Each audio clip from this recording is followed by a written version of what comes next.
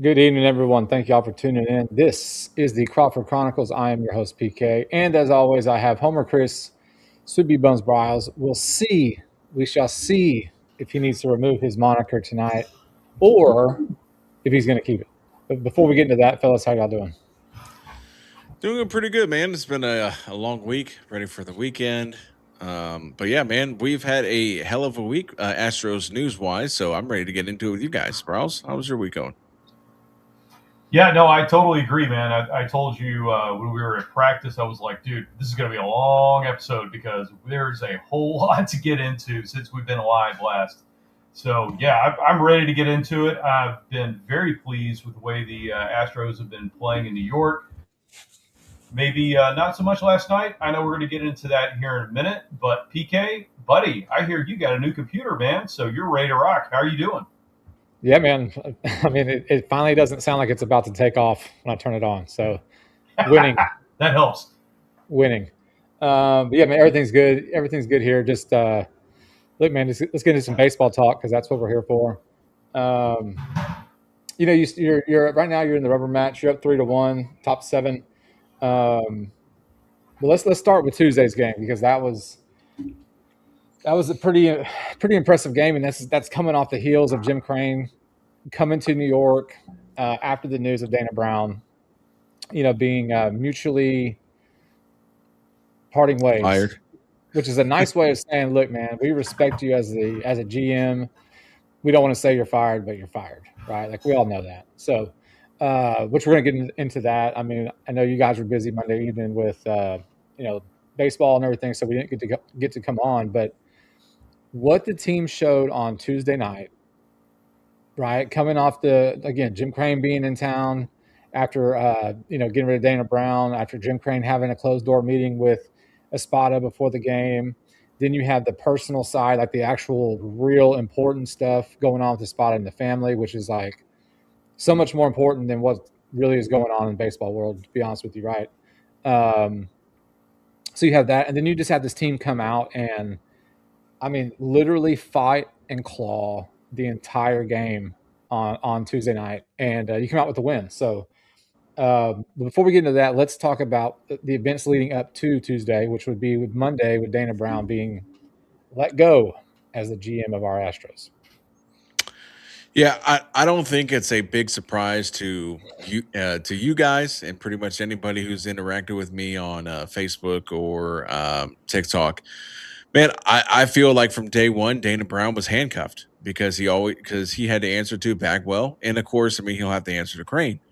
I mean, so I feel like I just felt like this was a clash of Dana Brown wanting to do different things than what Crane wanted to do, and when you've got somebody whispering in your ear, which is the role of Jeff Bagwell, I mean it's two versus one. I mean, so you're going to lose that battle 10 times out of 10.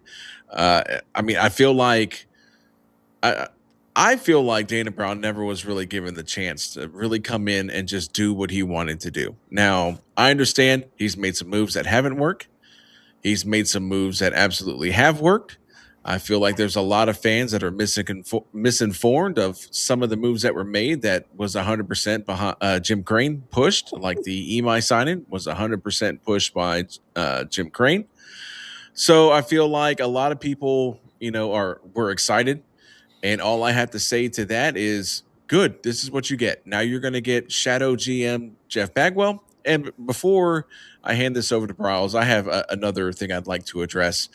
For those that are sitting here crying, bitching, and moaning about people being upset about Jeff Bagwell and the basically the narrative that's being said is, how could the hatred for this guy who won an MVP and is a Hall of Famer. I just want to say, listen, bro, chill out. Okay. All Astros fans love Jeff Bagwell, the player. Jeff Bagwell, the GM, that's a completely other story. I mean, like, because 100%. we've seen the greatest hits of the Crane and Bagwell, tag team GM and how that's worked out. I mean, so my thing here is that I don't know if any GM knowing how, like I said, if you look at what's happened basically since the Astros won the World Series, you they didn't fire Click, but they gave him a 1-year deal, which I think that was the first time in MLB history that a GM that won a World Series was not brought back the next season. Then you went to, the Bagwell, Crane GM tag team, which was atrocious.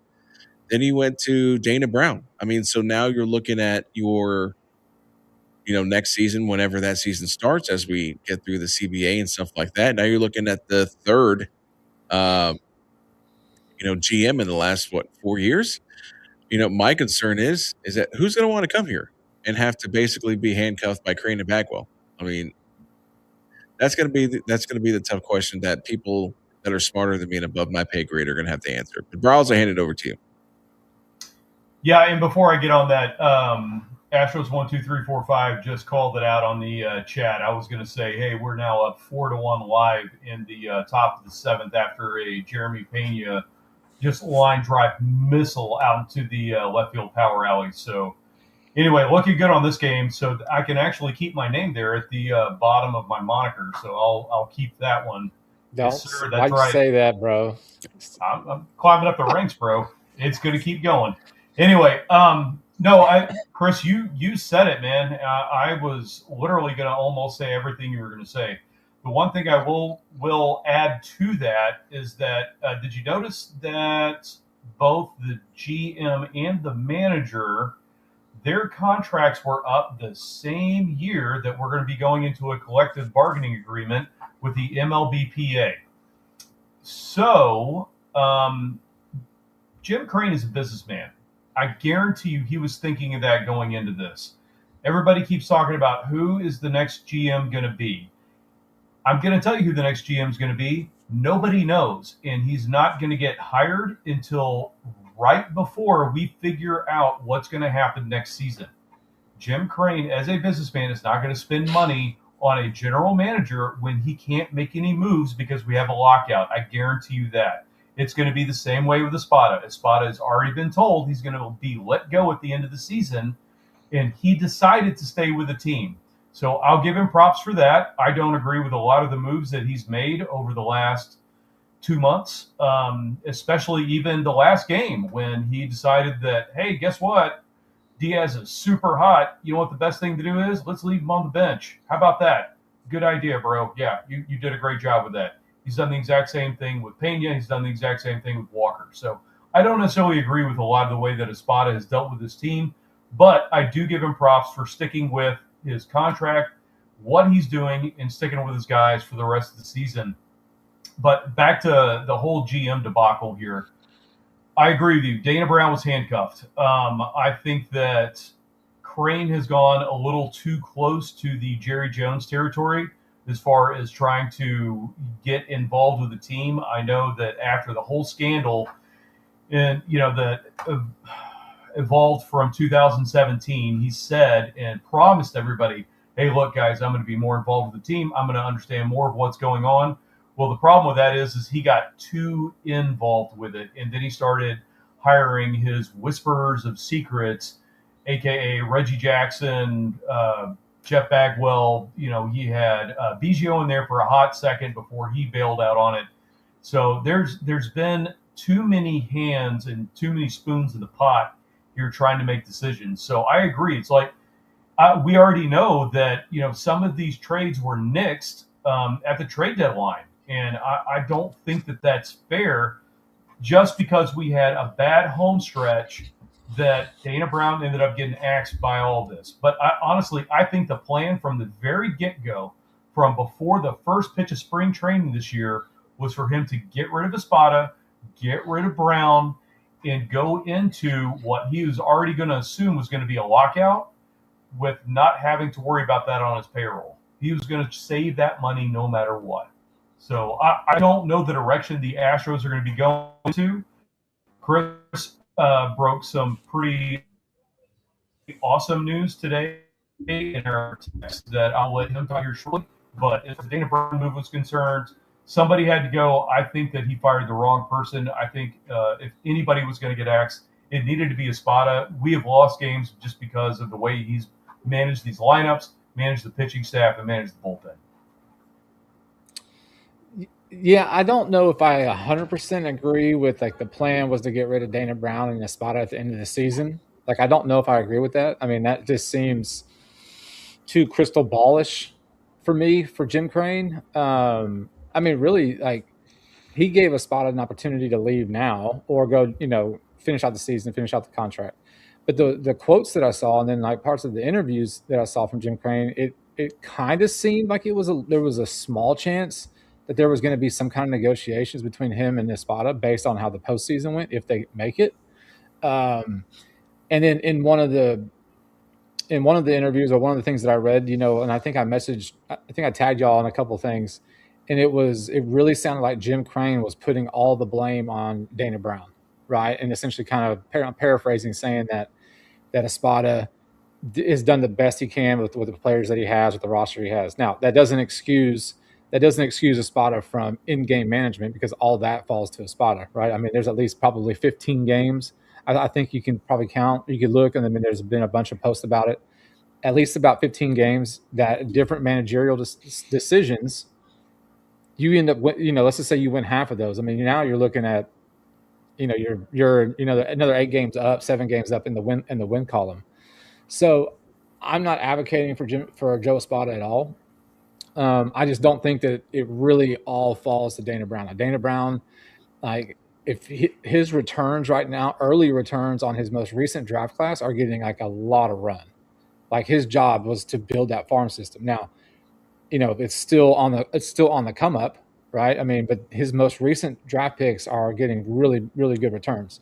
So going back to Crane being so involved, it happened, like Miles, you mentioned it happened right after the Jeff Luno and all that stuff, right? Because he let Luno do his thing, he let AJ do his thing, and he was the financial backer, right? And ever since then, he hasn't trusted anybody, right, in that position. I mean, see James Click, wins the series, and then, hey, cool, thanks for coming. Here's your ring. On to the next one. I just don't know. I heard something on the radio this week that it kind of piqued my interest, right? Kind of and one of the sports radio guys said, like, how good of a job is the Houston Astros if you were coming to be a GM? And I think, Chris, you kind of touched on it earlier, right? It's how, if you're brought here as the GM, like how much power do you have if you've got baseball's version of Jerry Jones over the top of you saying you can't do X and you can't do Y, right? So I don't know, like, what type level, what tier of a GM you can actually go get if that top tier GM wants more power than Jim's going to give him. I think Bagwell's just going to continue to be involved no matter what happens, because that just seems to be Jim Crane's right hand man. Like, regardless of the terrible contracts with Abreu and Montero, uh, regardless of him saying that Abreu's looking great out here in the Florida Developmental League, and it's like, well, you should, because they're 18 years old and you're 30 something. You should be mashing, right?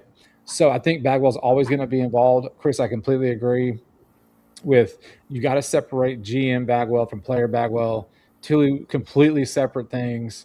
He's not a personnel guy. He's just not. He's not a personnel guy. He's an athlete, right? So, like, say your piece, I guess, Bagwell to Crane, and then that should be it. But we know that Crane is going to be heavily involved. Period. In the story. That's how he's going forward until he can have that trust, if he even gets back to that, like he had with Jeff Luna, and I don't think he will, right? So I do applaud Espada for riding out the contract. I know, I briefly talked about it. He did miss his what was it, Sunday's game? I think it was Sunday's game, because he had a family emergency. So he has like real shit going on besides the team. So I guess he could have stayed. I mean, Chris is shaking his head for Espada riding it out with the team. I just don't think, if Espada steps back and you promote Omar Lopez as your interim, I mean, besides a new voice in the clubhouse, I mean, it's the same roster. He's stuck with the same shit bullpen.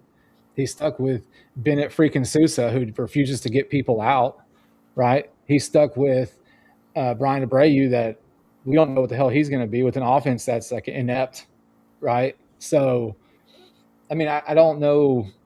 It's like, cool, like Espada's not here, but then again, Omar Lopez is not. I just don't know what he would do in the short term. Well, I mean, I guess I don't understand. I mean, if you're basically telling him, hey, you're not going to be back, what's the point of him riding out the rest of the season? I mean, so to go I down mean, with his guys, whether no matter how it plays out. I mean, but it don't matter. I mean, he's done. He's done. I mean, that's like, I mean, they sure as hell didn't give Dana Brown that option, right? I mean, so and my thing is, I think they should have just said, listen, Joe, this ain't working. You know, we're gonna give it to Omar, and I'm not saying Omar Lopez is gonna turn this team around like I'm trying to Robbie Thompson did with the Phillies in 2022. I just don't see a point of him riding it out. It's like it's like you're with a girl that you just broke up with, but your lease isn't up for another 2 months, and she's still living with you. It's like, bro, it's over. Move on. You know, Yeah, and I think Crane really likes Espada though. That's the thing. I think he likes maybe Espada he more than he does. did Maybe Brown. he does. I don't know why. I really don't. I mean, and and like to what Brawls was saying about Crane trying to come into this lockout with not paying any or not having a manager or GM. I think that's a terrible move. I mean, so are you going to wait until a week before this lockout ends, and then all of a sudden you're gonna make up what 3 months of work, looking at players, evaluating players? I mean, I think they're going to have somebody in mind, and they're going to tell them, hey, we can't officially sign. We're not going to officially sign yet, but do all this work. I mean, because it would be pointless to spend, I don't know, let's say, because what is it, December 1st? Um, it would be pointless to go December 1st until, let's just say, February 19th, and just be like, oh, yeah, by the way, hey, you're the GM. You got to make up 2 months of scouting and, evaluations and stuff like that. But yeah, I mean, like, it sucks. I wish we could have really saw. I mean, PK, you touched on it. He did a hell of a job, kind of, with his last couple draft classes. It's just unfortunately, I think at the trade deadline, I think Dana Brown knew that this was coming. That's why he came out with that whole quote that he made afterwards about I didn't want to drain the. Mm-hmm. I really think that he knew going into the trade deadline that he wasn't coming back. So I mean, it sucks, but hey, I guess we'll see who's going to come in and be the new face GM because we know who's going to be the shadow GM. So, Jeff Luno's yeah. coming back. Well, yeah, no, Yes. Al's not coming back. Oh, He's busy yeah. with soccer. But the one thing I do want to point out, too, though, that a lot of people don't remember, when Click got fired after the 22 World Series, you've got to keep in mind that they went and cleaned house in the front office. When I say cleaned house, they got rid of like 40% of the analytical team and the entire scouting team, and that has not been replaced. It's not like they got rid of these guys and got new guys. They just cut the jobs. That's all they did. So yeah, you've also noticed our winning, as far as like record is concerned, from 2022 till today, has gradually gone down and down and down and down and down and down. Now, I do think that they've made some good draft picks, even though we were handcuffed 2 years without any draft picks. Or the first, round 1 and round 2. We lost those for 2 years. But still, they've been able to develop what little they've had. So, anyway, where I'm going with all this is I think there's been a ton of bad decisions made since we won the World Series in 2022. I don't think that Dana Brown had a chance. I don't think that Espada has a chance. And to add to the point of is Espada staying or leaving, I am kind of surprised that he didn't get the axe simply because Omar Lopez is battle tested, by the way, in a short period of time. AKA, he won the World Baseball Classic with Venezuela, if you guys didn't recognize that. And then also, I mean, the guy's been around baseball forever. He's a player's coach. And not only that, I think right now, as far as like in-game decisions, he could make better options than Espada because I think Omar Lopez also is not the guy that's going to be like, hey, I'm going to go buy this no matter what, just like taking Diaz out of the game yesterday, stuff like that. So honestly, I liked Espada. I thought that was the good choice when he first got hired as the manager because I know that there were other teams that were really hot on trying to get him as a manager. but at the same time, he's just proven to be, he's going by the schedule. He's doing exactly what the game plan is, and he can't pivot away from that. That was my biggest criticism of him from the very beginning of the season. So Omar Lopez on Sunday managed the game and left Christian Javier in so that Javier could give It's up one the game. lead. Well, that's all he had. I know. I'm not saying I'm just it saying. was a good idea, but that was one game. What I'm saying is that Omar Lopez coming in. This is why I don't agree, and it's cool that we don't agree on everything, right? But this is why I don't agree with Espada going down or getting axed like right now, because Omar Lopez coming up or Jim Smith coming up, whoever it is, they still have the same roster. They still have this same shit bullpen, right? Like you're going to try to squeeze out, as many outs as you can. I mean, hell, tonight with Wisniewski, right? Like he got through 5 and you go out to the 6th inning. Like you haven't had a starting pitcher pitch more than 6 innings since August 10th, right? August 10th. And so Espada left him out there to try to just to squeeze some more outs. Now, thankfully, he did give up a leadoff double, but then Espada came right out and yanked him, right? So I'm not saying it's weird. It's weird because it's weird because like I don't know where I fit with all this as far as like how I feel about it. Like the Dana Brown thing, cool. You let him go, let the assistants take over. Espada, like I think you let him ride it out, which he is, because I don't think Omar Lopez will be able to do anything great. I mean, he doesn't have the Venezuelan team that he had during their WBC. He's got a terrible bullpen that you just can't trust. So yeah, it's just a lot. It's a lot to kind of figure out like where I really sit. Now, I saw some things about Alex Cora. Would y'all be cool with Cora coming? No, absolutely not. Why? No, He's and like analytical guy. You got to bring the analytics back. They have to be more prevalent in the team. I agree. But you said something about that's cool. Let the assistants take over as far as the GM. Yeah, and what do these schmucks do? I think they pull the ultimate FU Dana Brown move, and then they go and basically they re-sign Velasquez and send down. Yeah, but I don't mean Delgado. I don't mean Delgado. Cool in the sense of like great job. I mean, no, it's the same mindset. Well, but what I'm saying is like clearly, and I don't know, maybe that was a Bagwell move saying and I don't know. I could be completely wrong, but it's like, why the hell bring back Nelson Velasquez? Why? Do we really need another guy that's hitting 205? No, we don't. So why is he on this roster? I mean, if we're trying to make moves to get Espada to the playoffs, why are we bringing back Velasquez? That makes no sense. No, it doesn't. But that's what they're going to do. Quick update: Lombard can't play shortstop. He bobbles it. Caballero throws it into the dugout. Astros up 5-1. I'll take it. Lombard no, Paul. I mean, short. you're 100% right, man. I don't know who would want to take this job. That's what I'm saying, dude. It's not that good of a job anymore. Well, and and you're right too. That's another name that I've heard a lot too. Is Brad Ausmus. Mm-hmm. I've heard that a lot. I wouldn't be surprised if he's going to be either the manager. He may not, but he may be an assistant to Jeff Bagwell.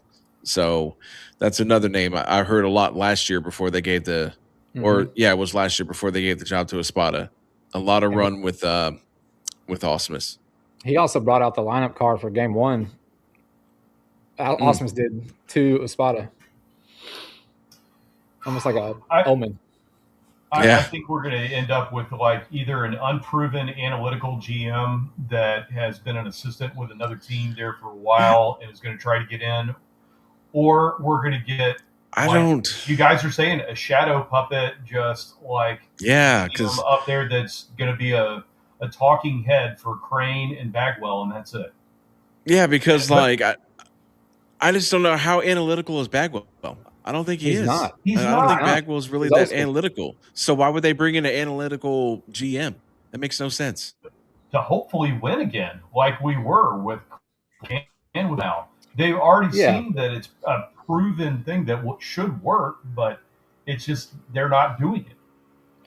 But when your right-hand man is an old school guy about feel and gut decisions, like Crane's not. I don't think Crane would listen. I think I kind of tend to agree with Chris. I think if he really sat back and was honest and kind of looked back at the success the team had with all the how much analytics the team was driven through that 10-year run, he should flip. He should flip the mindset and at least have somebody in with that. With that thought process. But it's just gonna be interesting to see, man. Like it is. It's just interesting. And like, look, Astros 1, 2, 3, 4. It's like this is what we talked about on Thursday. Or I did. It's like with Luke. It's like I just want to know if like we're gonna be good or not.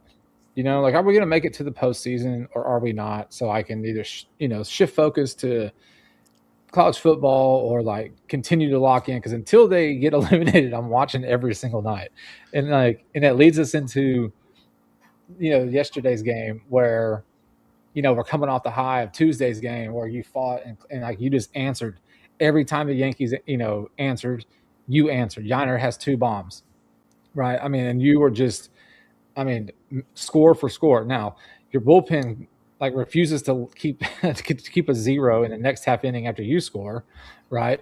But you came back every single time the Yankees score and you go and you win 9-7, right? And that was with Ethan Pecco. I mean, Pecco second start, he did go deeper because it's 3 2/3 from the first start, but 4 1/3 in the second start. He had 1K, gave up a couple bombs. Sousa, listen.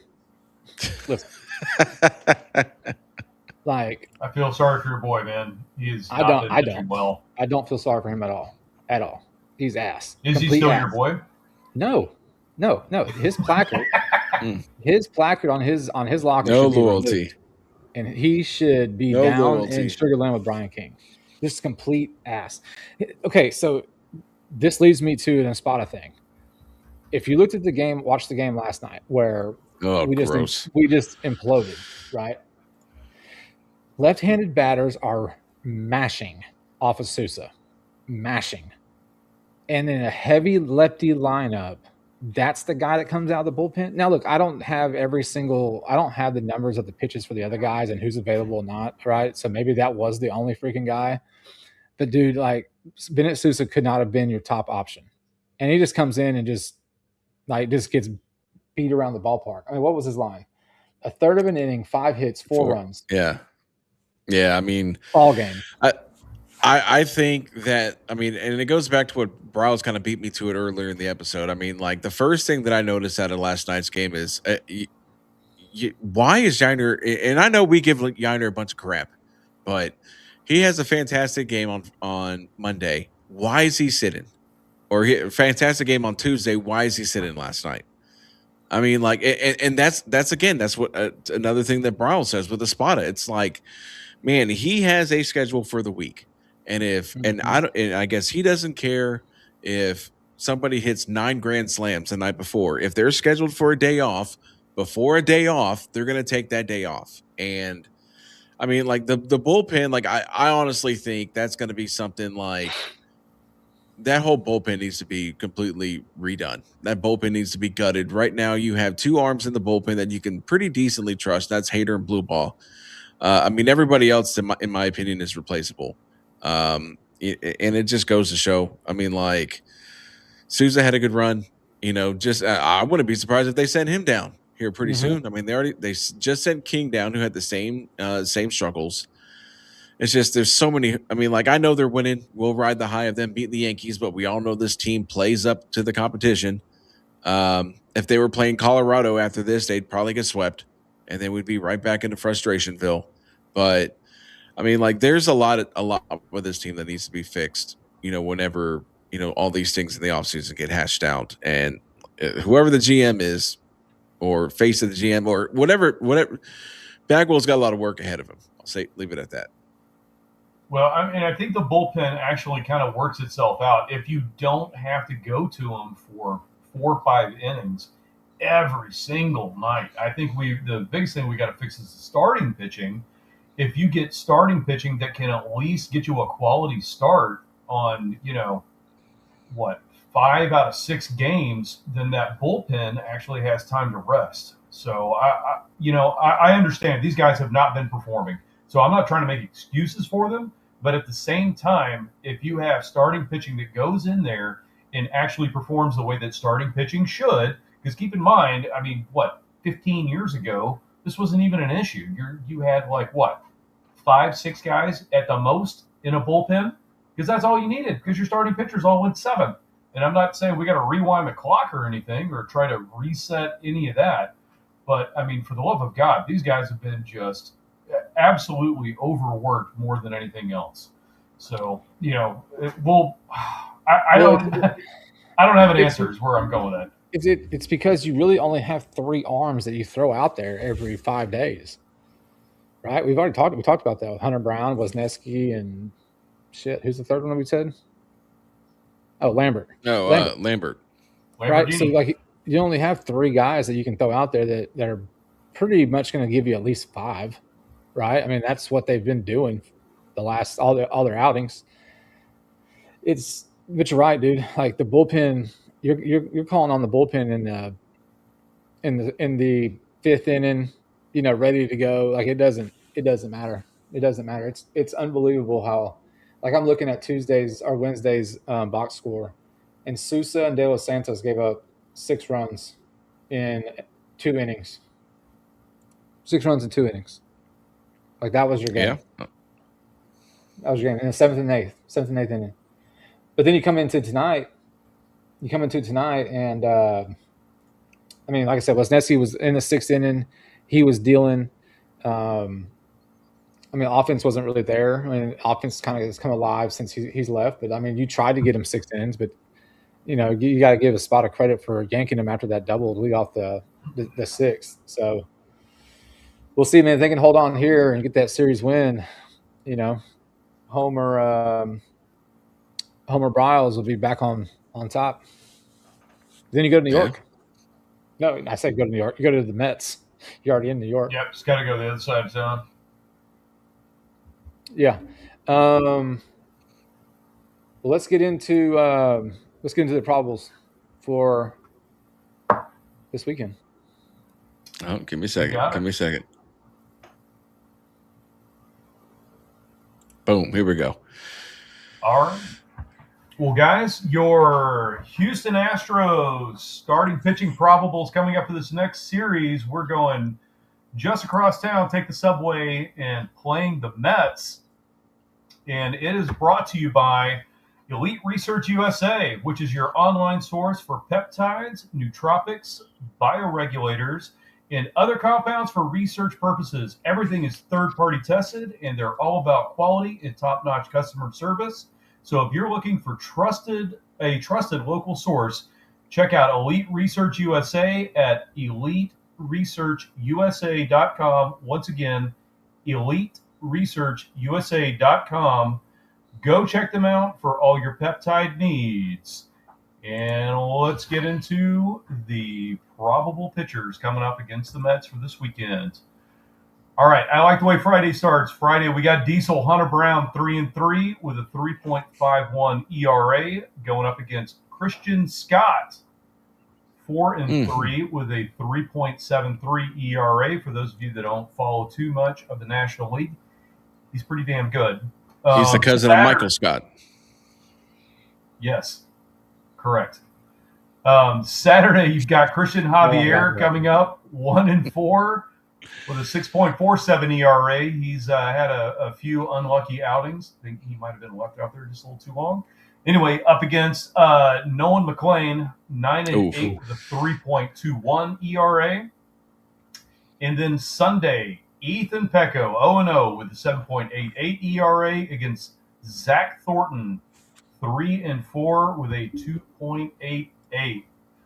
Gentlemen, we have got a tough pitching schedule coming up. However, we are playing the Mets, so who do you got? Who's Saturday? Saturday is Nolan McLean, 9-8, 3.21 ERA against Christian Javier. My first question is that what's his name? Christian Scott. How many starts has he made? And is he a rookie? Because that plays into everything. I don't know if he's a rookie. If he's made less than 10 major league starts, then he's going to dominate the Astros. He has 11. Oof. Okay, I'm still going to go 2-1 Mets. The Mets are actually starting to play good baseball. The only game that I have somewhat confidence in is going to be the Hunter Brown game but is the Astros offense going to score runs for him? And then game 2, you've got Javier versus Nolan McLean. Pitching wise, on paper, no shot. And then I would hope for Ethan Pecco to get his first win, but it seems like every time I take the Astros to lose the series, they end up winning. So I'm taking one for the team. I'm going to go Mets 2-1. That's a good way of spinning that you hate the Astros. It's not true. I don't hate the Astros. Except you pick them to lose every series. It's okay though. Well, hey, if you got starters that can't make it through 4, sometimes 5, there you go. Yeah, I'm also going to take the Mets to win the series. You bastard. I don't know, man. I mean, I feel like if I pick the Mets to win, like the Astros will play. But I mean, the Mets are playing good. I mean, Paul said it. They've been playing some pretty good baseball. I think Soto's still out over there, but like Carson Bench is a baller. Like you cannot run on him. I think what's his face, Bichette. I know he got hit in the foot a couple games ago, so I don't know if he's still out. But Lindor's freaking Lindor. So yeah, man, I want them to win. I want the Astros to win. Like I really do. So I'm going to go 2-1 New York solely because I took 2-1 New York Yankees. And if it holds, the Astros will win the series. So I'll do a little bit of reverse psychology here like Chris and go that route. Right. Yeah. I'm going 1-2. 1-2 against the Mets. All right. Well, probably not a shock to anybody. I'm going to go 2-1 Astros. And the reason, and I was going to say that before you guys said anything anyway. I do agree with Chris. I think the Hunter Brown game, we're going to go ahead and take that, even though that is a little bit of a rough matchup there. So I do think we're going to squeak that one out. The bullpen is taxed. I am concerned about that. I think that we've got to have our starting pitchers go a little bit deeper. Please, God, go 5-6 innings, something like that. Javier has shown moments of greatness, and the New York Mets is where good players go to die. So I think we've got an opportunity here to steal 2 out of the series and come back home with a really good opportunity to keep moving along in the AL West. So anyway, where I'm going with this, I think we're going to go 2-1. I think the offense shows up. The only way that I am wrong and you guys are right is if the Goon Squad comes out on Sunday and then, of course, Espada leaves, pitcher X, just hang him out to dry. And guess what? You're pitching 3-4 innings no matter what, which that's probably MI because he is due to come out of the bullpen here at some point for a long relief. But anyway, that's where I'm at. I've got a little bit more confidence. I'm saying we're going 2-1. Yeah, I was going to say like on the Javier, like we talked about it before, like Javier and Imai should be piggybacking. It should be Javier start because Javier can go 3 innings. He can go 3 innings and be pretty damn good, like you said. And then Imai seems to be better out of the bullpen, so he give him another 3, 4, whatever, depending on how he's going, and then throw it over to your bullpen. And speaking of bullpen, and speaking of starting pitching, and a shit rotation, Chris broke some news today on our chat. Oh, okay. Yeah, my bad. I was watching the game. Yeah, so it looks like the Astros have brought back Brent Strom, not as the pitching coach. So we still have, what's his name, Josh Miller. Yay. But he is actually in uniform for tonight's game as a pitching consultant. So that was broken, actually, by Chandler Rome. So if you don't believe me, Chandler Rome broke it. So I have good sources. How excited are you? How pumped are you for it? Like, for real? Super. I mean, I mean, I cool. I mean, hopefully, we'll see a change in some of the pitchers. Maybe he'll work some of that guru. I mean, cool. Yeah. I mean, he's just a consultant, though. He's not the pitching coach. He's just a consultant. What he needs to do is consult his ass into that pitching coach spot. Is what he needs to do. Like Josh Miller needs to go. So we'll see. I mean, it's cool. Hopefully he can see something that, I think we talk about it a lot, a different voice, a different set of eyes on mechanics or pitch strategy. So maybe he can, sprinkle his magic fairy dust on some of these pitchers, and they can start locking it down, for this run. So we'll see how it goes, man. But yeah, it's definitely good. All right, 5-1 Houston. Jordan got hit in his at bats, so top 9, and Freight's at the plate. See if we can get out of here with the series win. Then you move on to the Mets for the weekend. So, you guys got anything else? I got nothing, man. I'm ready to go to sleep. Warming up in the bullpen is Imai and Hader at the same time, so that might just blow out anything you and I just talked about. Well, I mean, I think you bring in Amai, and hopefully he just locks it down. And if he gets into any trouble, then Hader comes in and closes the door. But that's ideal. Ideal would be for Hader not to pitch tonight. But yeah, man. Well, thank everyone for tuning in. Thank y'all for hanging in there a little bit longer tonight. Ashley's 1, 2, 3, 4, 5. Palte, Braden, Jolie, and there's somebody else in here. Towns Branham too. So thank you guys for tuning in. As always, thanks for the support. We will be back on Sunday for the recap of the Mets series. Till then, I hope you guys have a great end of your week. I am PK, Homer Chris, Sweepy Bones Bryles, and this is the Crawford Chronicles. Hook 'em, man. Hook 'em. Let's go. Coleman looks good. Yeah, he's filthy. Him and Wingo are going to be disgusting on that.